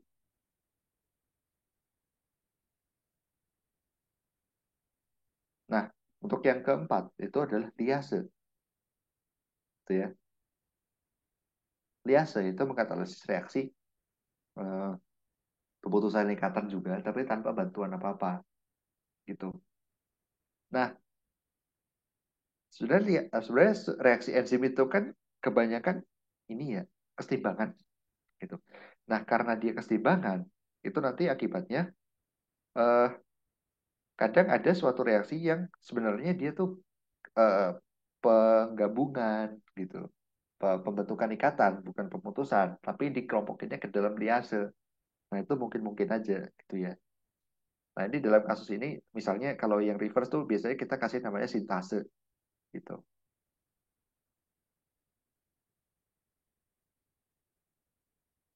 Nah, kelas 5 ini adalah isomerase gitu ya. Jadi namanya juga isomerase, dia akan mengkatalisis reaksi isomerisasi. Itu contohnya glukosa 6 fosfat jadi fruktosa 6 fosfat. Gitu. Nah, itu isomerasi. Karena dari glukosa jadi fruktosa. Gitu. Itu sama-sama gula karbon 6, tapi beda di ikatan-ikatannya aja. Gitu. Nah, yang keenam ini adalah ligase. Gitu. Ligase ini mengkatalisis reaksi pembentukan ikatan. Eh, aku nggak tahu ATP-nya harus ada atau enggak, tapi kayaknya nggak harus gitu ya. Cuma mungkin aja harus. Itu untuk mungkin untuk membedakan dengan liase gitu ya. Nih. Nah, ini apa ini database yang bisa dipakai gitu ya. Banyak di sini. Nah, terus interaksi enzim substrat itu sangat spesifik gitu ya. Nah, kali ini contohnya ada kamfor. Kamfor itu suatu molekul yang eh, bisa dibilang relatif nonpolar ya. Karena dia itu sebenarnya kan kalau nggak salah dia itu turunan terpen apa gimana gitu. Nah, jadi karena kamfor ini dia eh, apa namanya non polar, maka di sekelilingnya ini banyak banget residu yang non polar. Mungkin kecuali yang aspartat ini, aspartat ini kan polar. Dan ini struktur pusat aktifnya, ya ada binding site, ada catalytic site, tuh. Nah ini contohnya, ini contoh apa nih? Oh nggak ada, nggak ada keterangan dia. Tapi ini contoh enzim yang sedang mengikat substrat nih, ada di sini di tengah, gitu. Nah kemudian ini transition state-nya. Jadi kalau di sini substrat dan produk itu delta G transisinya beda ya. Jadi yang dari substrat ke produk itu lebih rendah, lebih kecil daripada yang produk ke substrat gitu. Ini kalau dia tanpa katalis enzim. Nah, kalau ini dengan enzim, maka nanti delta G-nya akan turun. Kenapa? Karena dia mencari jalur reaksi lain yang memiliki delta G lebih rendah gitu. Nah, contohnya gini nih. Ya ini coba visualisasinya gitu ya.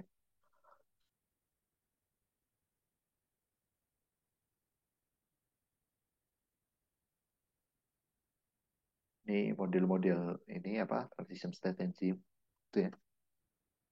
Jadi yang kemungkinan besar yang benar itu adalah yang C ini gitu. Jadi enzim apa enzim bentuk enzim itu menyesuaikan dengan keadaan transisinya gitu.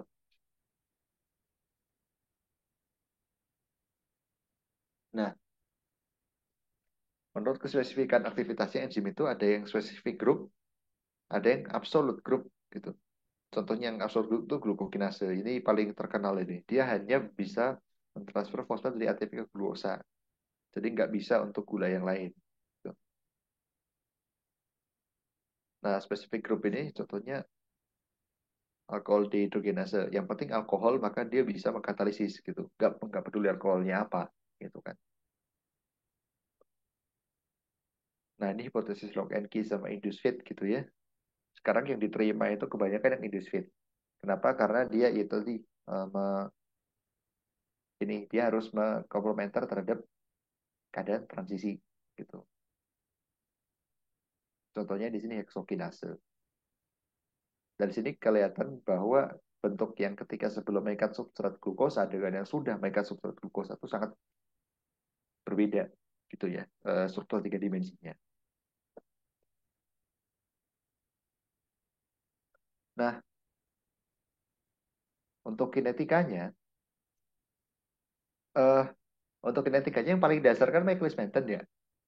Nah, Michaelis-Menten itu eh, harusnya keluar sih. Kayaknya nggak mungkin kalau dia nggak keluar. Gitu ya.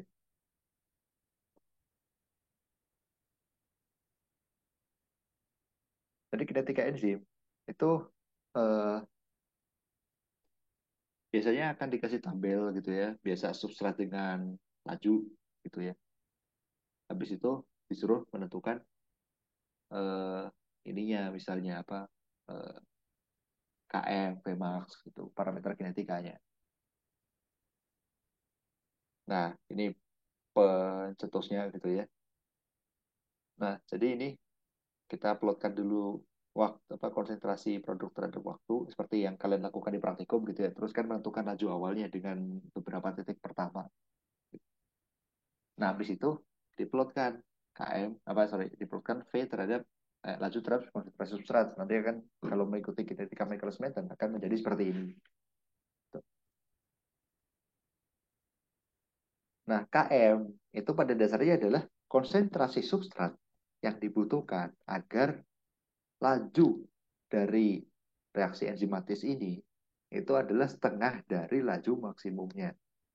Itu adalah dalam tanda kutip definisi dari si KM gitu. Nah, kemudian karena dia tidak linear, itu ada yang memodifikasi menjadi line Weaver-Berg. Nah, seperti ini nanti akan dapat grafiknya super V terhadap super S. Ini kemungkinan besar apa ini kemungkinannya sangat besar ya keluar di ujian. Jadi mungkin pelajari lagi terutama line Weaver-Berg gitu. Gimana cara bikin grafiknya, gimana cara regresi di kalkulator kalian masing-masing gitu ya. Jadi nanti supaya bisa dapat nilai KM dan Vmax dari enzim yang ditanyakan gitu. Nih, KM adalah konsentrasi substrat di mana setengah dari populasi pusat aktif enzim terisi penuh gitu kan. Nah, kalau KM tahu, maka fraksi pusat aktif yang mengikat substrat bisa dihitung pakai ini persamaannya gitu. Nah, oke. Kemudian di sini ada KM untuk KM itu sebenarnya maknanya adalah seberapa kuat, seberapa lemah dia mengikat gitu ya. Karena KM-nya besar itu berarti pengikatannya makin lemah, sedangkan KM kecil itu berarti pengikatannya makin kuat dengan substrat. Gitu. Nah, contohnya ini ya.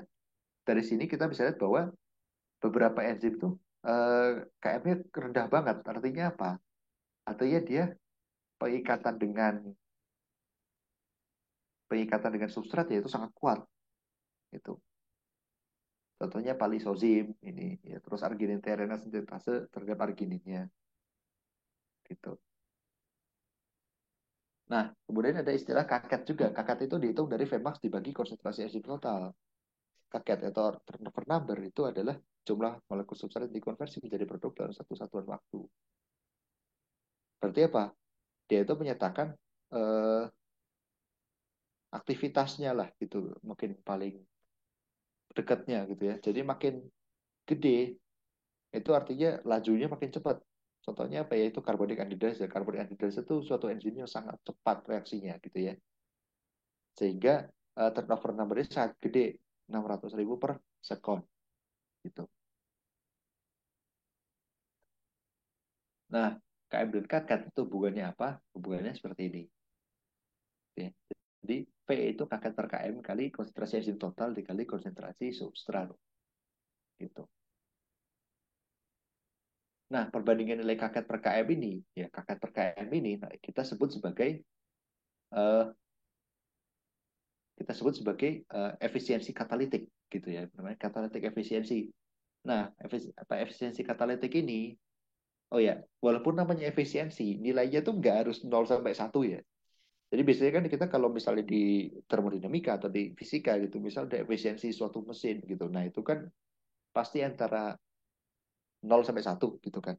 Nah, untuk kasus ini, walaupun dia namanya efisiensi katalitik gitu, katalitik efisiensi kakak per km ini, tapi nilainya bisa berapa aja gitu, nggak harus antara 0 sampai 1, bisa aja lebih dari 1, bisa aja kurang dari 0, enggak, kurang dari 0 nggak bisa, harus lebih dari 1 gitu ya. Ini contohnya. Nah, kakak per km itu menyatakan spesifisitas, jadi makin gede kakak per km-nya, maka dia makin suka dengan substrat itu paling gampangnya ya. Jadi kalau misalnya satu enzim bisa menerima banyak substrat, substrat yang paling disukai itu adalah yang punya kakak per km paling tinggi. Gitu. Contohnya ini, fumarase itu bisa terima fumarat, bisa terima malat. Tapi fumarat itu eh, sekitar berapa kali? Sekitar 3 kali lebih besar ininya, kakak per km-nya. Jadi eh, fumarat ini 3 kali lebih disukai oleh enzim fumarase daripada malat. Itu.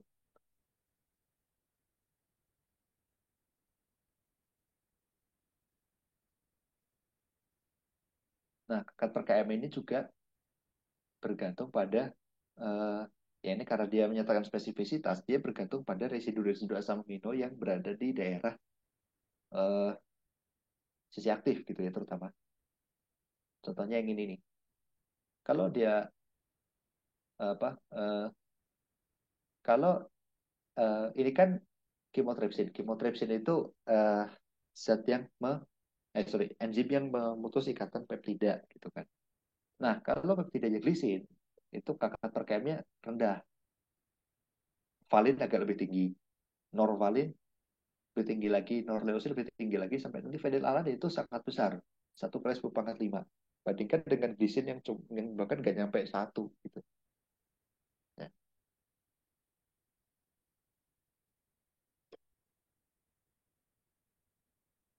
Nah, ini contoh-contoh mekanisme yang melibatkan 2 atau lebih substrat gitu ya. Nah, untuk inhibisinya mungkin perlu nih inhibisinya ya. Jadi ada kompetitif, unkompetitif, dan campuran.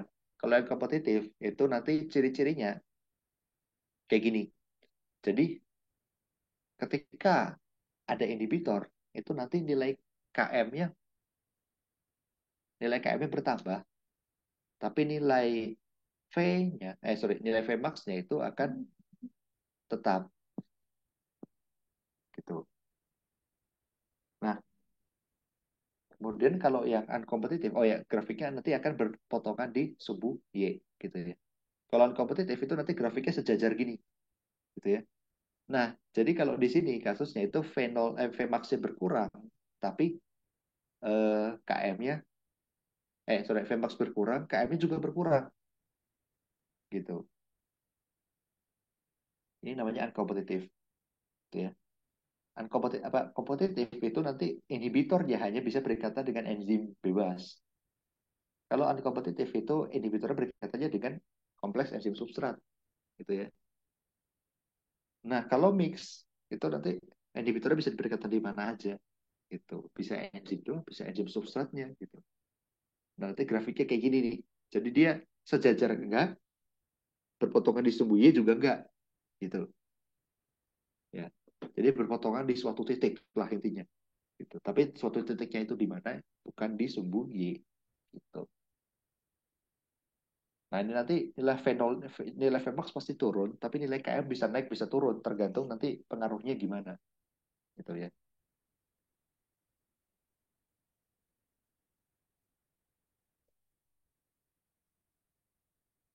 Nah ini rangkumannya kayak gini. Oh ya, di persamaan ini alfa itu adalah satu plus I per KI gitu ya. Satu plus konsentrasi I per KI, konstanta inhibisi. Gitu. Nah, jadi nilai alfa itu akan selalu lebih dari satu. Jadi kalau dibagi alfa pasti akan kurang dari nilai sebenarnya. Kalau dikali alfa pasti akan lebih tinggi dari nilai yang tanpa inhibitor. Gitu. Nah, ini tadi semuanya adalah inhibitor reversible, gitu ya. Jadi reaksi inhibisinya itu adalah reaksi kesetimbangan. Nah, kalau yang ini itu adalah inhibitor irreversible, gitu ya. Jadi untuk inhibitor irreversible itu nanti dia akan berkaitan secara kovalen dengan si enzimnya, gitu. Ya. Nah, terus enzim itu juga bisa diregulasi, gitu ya. Enzim ini misalnya dia punya positif modulator, yaitu yang huruf M ini. Ketika dia berikatan dengan positif modulator, maka dia akan jauh lebih aktif daripada yang tanpa positif modulator, gitu. Ini salah satu contoh apa namanya regulasinya ya. Nah, selain itu ada ini kan dia ceritanya positif modulator, ada juga negatif modulator, gitu ya. Contohnya ini L-treodin itu kalau di dalam tubuh bisa diubah menjadi L-isoleucin gitu dengan serangkaian enzim ini. Gitu. Jadi kalau ketika tubuh kita kekurangan isoleucin, kita bisa pakai treodin untuk mensintesis isoleucin berdasarkan jalur enzim-enzim ini. Nah, ketika produksi isoleucinnya udah banyak, kita tentunya ini dong pengen ngestop gitu kan. Nah, gimana ngestopnya itu? Isoleucinnya itu akan menjadi efektor negatif terhadap enzim pertama ya, treonin dehidratase gitu. Sehingga nanti treoninnya nggak perlu diubah ke isolasi lagi karena isolasinya udah cukup gitu. Nah, selain itu ada juga enzim allosterik di sini. Enzim allosterik itu cirinya kurvanya bentuknya agak sigmoid ya. Jadi yang di bawah sini itu dia nggak langsung naik kayak Michaelis Menten, tapi dia pelan dulu terus tiba-tiba naik. Nah, baru mirip dengan Michaelis Menten. Enzim allosterik itu adalah enzim yang eh, gampangnya gini, enzim allosterik itu adalah enzim yang dia biasanya enzim allosterik itu bentuknya multimer gitu ya. Jadi satu enzim tuh punya banyak sisi aktif. Nah, ketika satu sisi aktif udah keisi, nanti sisi aktif lainnya tuh akan semakin gampang atau semakin susah untuk menerima substrat gitu. Jadi sisi aktif lainnya terpengaruh oleh pengikatan si substrat yang pertama tadi gitu. Nah, karena ada pengaruh itu maka kurvanya kan jadi kayak gini gitu ya. Jadi pengaruhnya itu bisa ke K0,5-nya. Jadi kita nggak bilang KM di sini ya, tapi K0,5 ini pada dasarnya sama aja, yaitu konsentrasi substrat ketika lajunya sama dengan setengah Vmax gitu ya.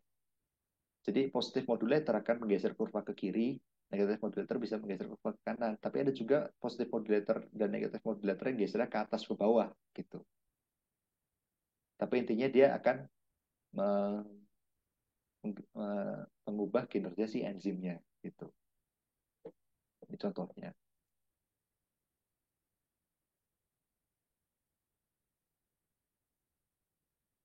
Nah, untuk yang DNA itu ya ibunya pakai Leininger sebentar ya.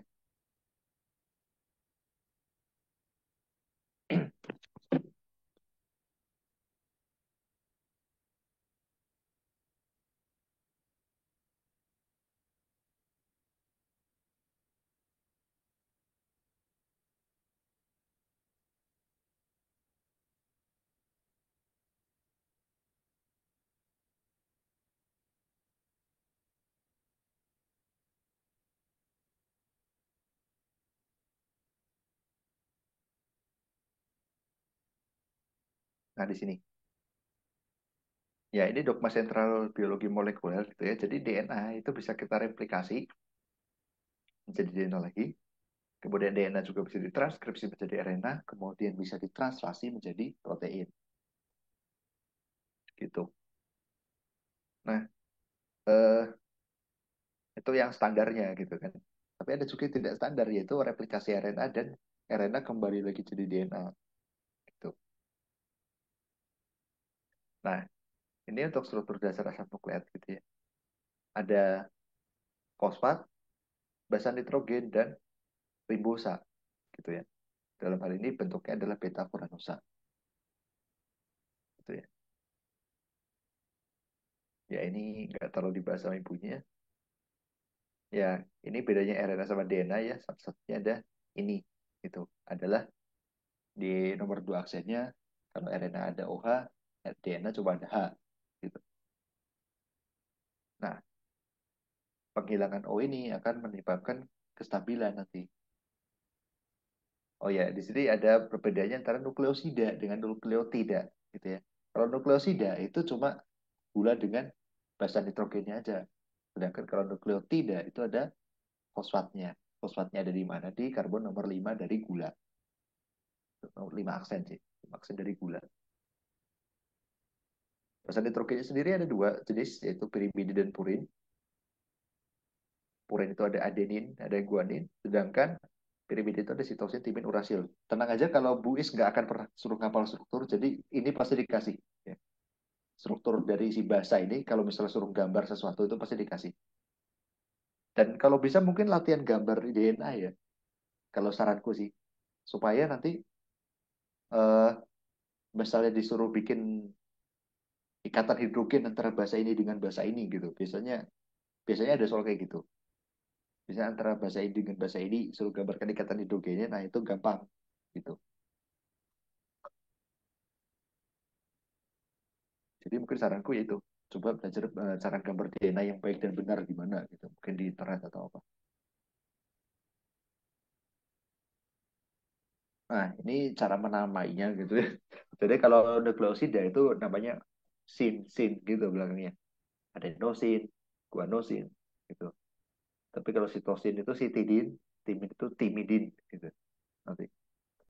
Jadi adenosin, guanosin, sitidin, timidin. Kalau urasil uridin ya. Terus kalau nukleotida itu ada adenilat, guanilat, sitidilat, timidilat, dan uridilat. Gitu. Ini monomernya, monomer DNA itu adalah nukleotida, gitu ya. Monomer RNA itu sama nukleotida juga. Coba kalau DNA itu deoksiribo nukleotida, kalau RNA itu ribo nukleotida karena gulanya beda. Ya tadi deoksiribosa sama ribosa. Ini contoh modifikasinya gitu ya. Ini ada memang ada beberapa organisme yang mengalami modifikasi seperti ini. Gitu. Tergantung dari organismenya juga, gitu ya. Nah, ini yang akan menyebabkan RNA itu lebih tidak stabil daripada DNA, yaitu oksigen pada nomor duanya itu bisa menyerang fosfat di 5 aksen, fosfat di sebelahnya gitu ya. Nah, akibatnya apa? Akibatnya bisa terputus. Nanti RNA-nya jadi tidak bekerja dengan baik gitu.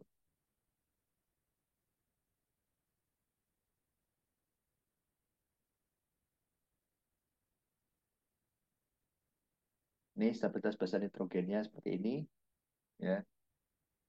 Terus ini jadi cara kita mendeteksi DNA itu kalau kalian udah praktikum di ini juga kan di ini di praktikum udah coba kita nyerapnya itu adalah di 260 apa 260 nanometer gitu ya di nanodrop. Makanya ada parameter 260 per 280 dan 260 per 230 gitu. Karena yang nyerap di 260 itu adalah DNA gitu. Ini penyusunannya. Nah ini apa ikatan hidrogennya nih. Mungkin yang perlu di latihan gambar ya.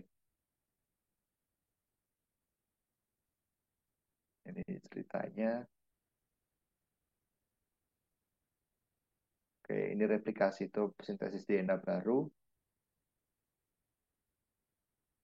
Ini variasi struktur. Ini jenis struktur ini kayaknya nggak perlu dihafalin. Nggak akan keluar juga sih kalau menurutku.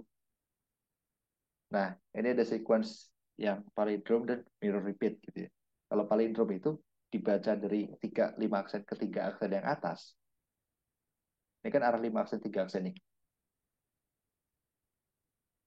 Ini arah 5 aksen 3 aksen. Nah, 5 aksen 3 aksen yang atas itu sama dengan 5 aksen 3 aksen yang bawah gitu. Kalau mirror repeat ya tinggal di mirror aja, dibalik apa dicerminkan aja. Nah,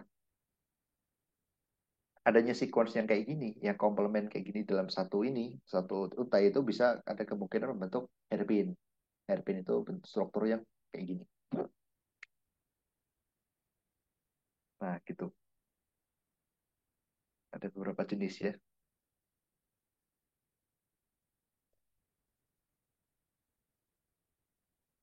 Oh, ini tuh ada beberapa pasang bahasa yang di TRNA yang tidak standar gitulah. Contohnya ini. Tuh. Nah, ini denaturasi ya. Denaturasi itu bisa dilakukan dengan suhu, bisa dilakukan dengan pengerubahan pH, bisa dilakukan dengan penambahan garam, begitu. Macam-macam. Biasanya kita sebut garamnya itu denaturan, gitu ya. Sesuatu yang bisa mendenaturasi. Tuh. Nah, TM. Jadi kalau untuk DNA itu ada TM. TM itu adalah apa yang bisa disebut melting point kan. Itu adalah suhu ketika eh, setengah jadi ketika denaturasi DNA itu telah berjalan setengahnya gitu. Ya, jadi ada setengah bagian dari DNA yang telah terdenaturasi. Nah, setelah setelah di plot gitu, ternyata ada hubungannya antara persen GC, persen G dan C dalam si DNA terhadap TM. Makin banyak GC-nya, makin tinggi TM-nya. Kenapa? Karena GC itu ikatan ikatan hidrogennya 3, sedangkan kalau AT itu cuma 2. Jadi makin banyak GC-nya, makin kuat DNA-nya, makin susah diputuskan. Jadi denaturasi pada DNA itu ya kan pemutusan dua rantai itu ya, ikatan hidrogennya. Gitu. Nah, ini gambar mikroskop dari DNA yang sedang terdenaturasi gitu ya. Ada lingkaran-lingkaran di situ.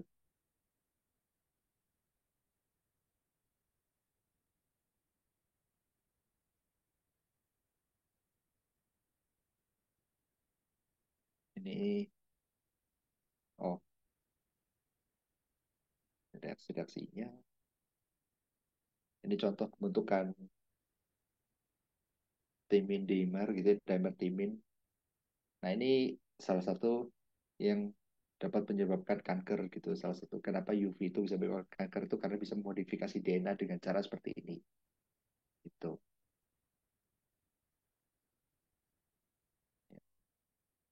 Nah, ini gimana cara kita menentukan urutan DNA? Itu adalah dengan menggunakan ddNTP. Ini adalah metode Sanger sequencing gitu. Nanti jadi, oh iya, Sanger sequencing ini mungkin keluar ya. Jadi Sanger sequencing itu pada dasarnya ada campuran yang kita tambahin di DATP, ada yang tambahin di CTP, ada yang tambahin di GTP, ada yang tambahin di TTP. Penambahan ddNTP ini karena dia H di sini ya, akibatnya kalau dia masuk ke dalam DNA itu pemanjangannya nggak bisa berlanjut gitu. Nah, jadi ini setelah di elektroforesis gitu nanti akan seperti ini. Nah, sequence dari rantai komplementernya berarti apa? G A kita baca di bawah gitu ya. Jadi dari 5 aksen 3 aksen itu G A T T C G A G C T G A gitu.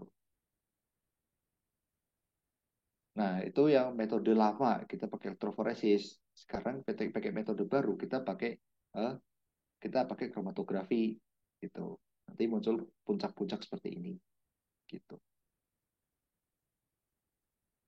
Ini gimana cara ukurnya gitu.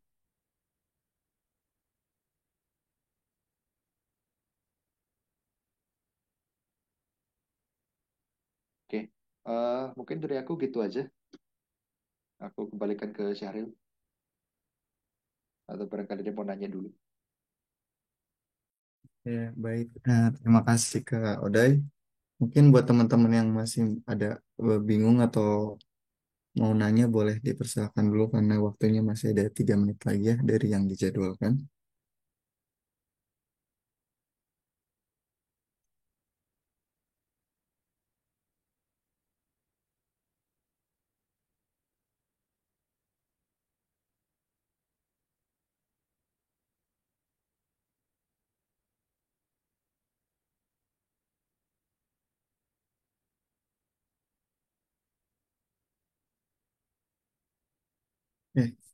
Eh, karena mungkin gak ada yang mau nanya juga ya, sebelum ditutup, mungkin boleh nggak aku minta kayak sedikit dokumentasi dulu dari teman-teman.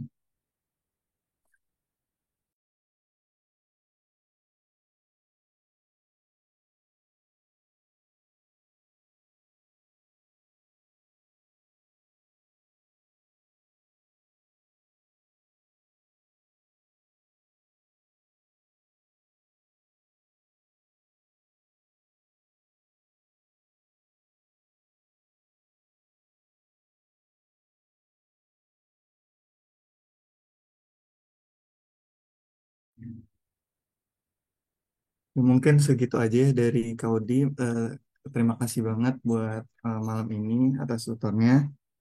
Semoga apa yang diberikan dan dipelajari malam ini akan bermanfaat dan mempermudah pada saat pengerjaan ujian nantinya. Terima kasih juga buat teman-teman yang udah hadir. Jadi, thank you. Oke, terima kasih.